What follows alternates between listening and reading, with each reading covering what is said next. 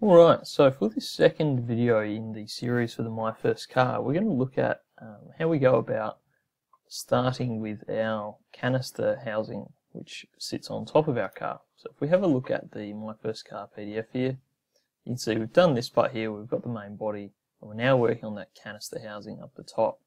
So looking at this drawing here, it gives us a bit of an idea about the general shape of it, and you can see that a profile has been drawn or sketched here in a specific shape. There's some radius at the front, a 55mm part here, looks like a straight line, 12.5mm here, but it kind of looks like half the CO2 housing. So that's what we're going to be doing in this one. We're going to be using a revolve tool to revolve around by 180 degrees, then the hole tool to make the CO2 canister chamber, which is, you can kind of see there in that area.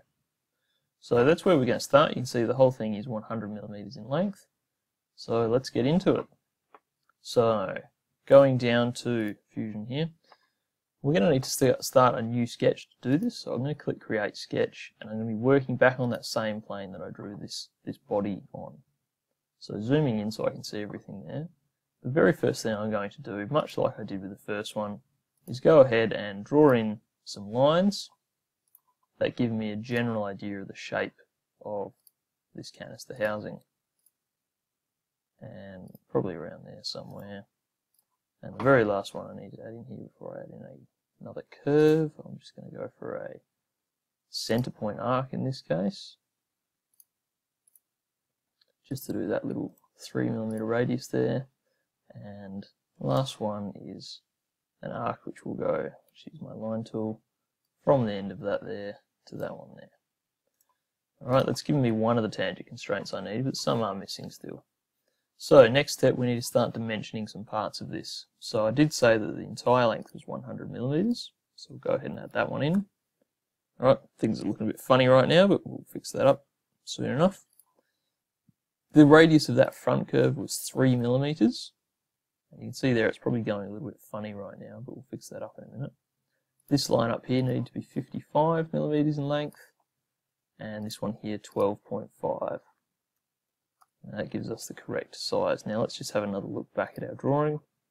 And you can see there I've made that shape, this shape up here, from that point of origin. Now it's one really important thing here. This needs to be happening above the origin point.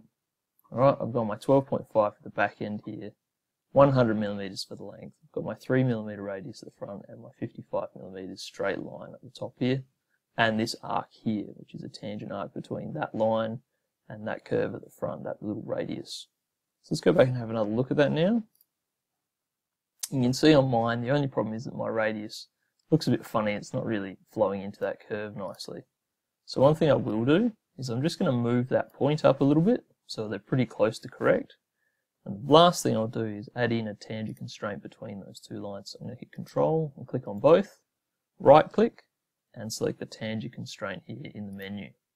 And now I have that profile that I'm looking for. So closed loop profile there, you can see it's closed because we have that orange area in the middle. That indicates that we can start 3D creating with that particular part that we've drawn up. So looking at the drawing, it does start up here using a revolve tool on an angle of 180 degrees. So we're going to need to revolve that area we've just made around by 180 degrees. So let's do that.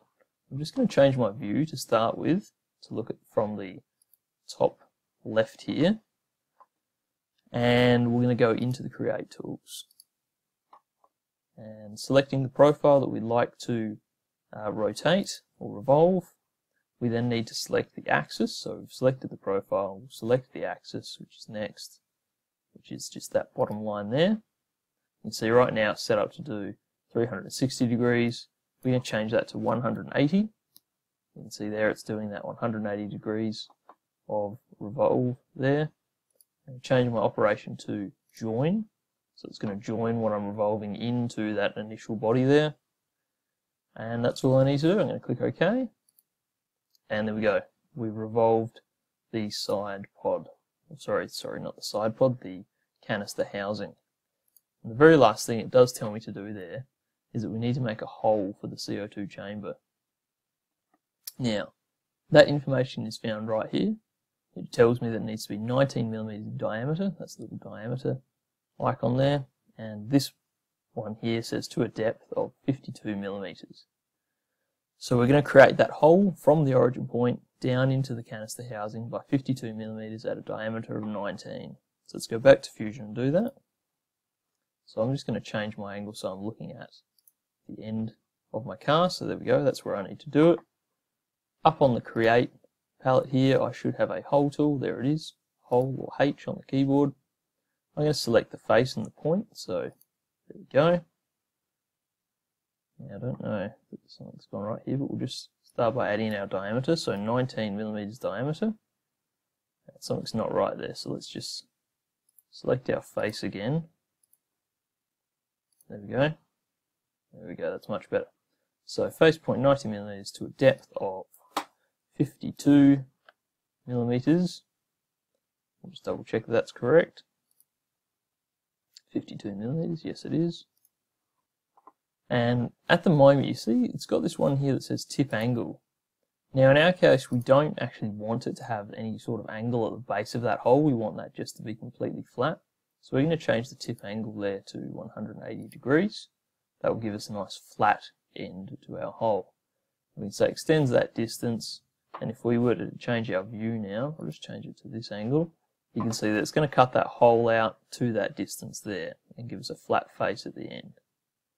So now I've got all that information in there, I can click OK, and there we go, I've got the hole for my canister housing.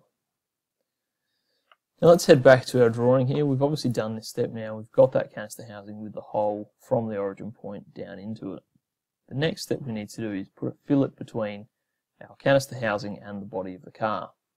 Now this is where it's really important that every stage on that canister housing was done correctly and that all your drawings had been constrained properly with all the tangent constraints, etc. Because if they hadn't been, this step may not work for you. So if you need to go back and double check that, go back and double check. So we're going to put a radius of 3.5 millimeters between the canister housing and the body of the car. So back to Fusion, I'm going to just change my view again, so I'm looking at the front of my car there, and I might come around this way even as well. So from my Modify palette, I do have the Fillet tool, and I'm just going to select the edge that I want, and you can see if I hover over around this area of the canister housing, I do have that line, which is where the canister joins into the body. So I'll select that. I'm going to come back up to the fillet box here and type in 3.5 millimeters. And you can see there it's showing me what the radius will look like. And of course I could alter this if I wanted to, but 3.5 suits us for this particular job. We're creating a constant radius. Alright, so it's going to be the same 3.5 millimeter radius all the way from the front to the back. And we've got all that set up in there, we can hit OK, and there we go, we have our radius. So that's drawing up, revolving, cutting the hole and putting the radius on the canister housing. Thanks for watching this video, hope it's been instructive for you.